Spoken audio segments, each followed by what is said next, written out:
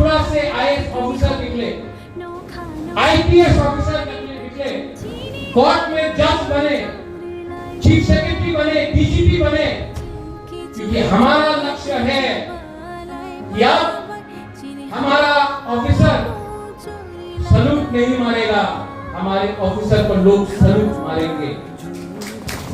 हमारा लक्ष्य है कि लॉयर केस नहीं फाइट करेगा, जज बन के केस को डिस्पोज करेगा। हमारा लक्ष्य है कि सिर्फ एमएलए और मंत्री नहीं बनेगा, हमारा लक्ष्य है कि एक दिन एक एजुकेटेड त्रिपुरा का मुख्यमंत्री बने, तब हमारा सपना पूरा होगा।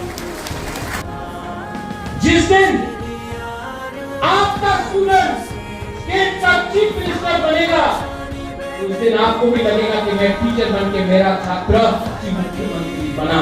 ये आप लोगों को चैलेंज देना चाहिए। ठीक है, ठीक बोला कि नहीं? हाँ कि नहीं? ऐसा सोच के चलो।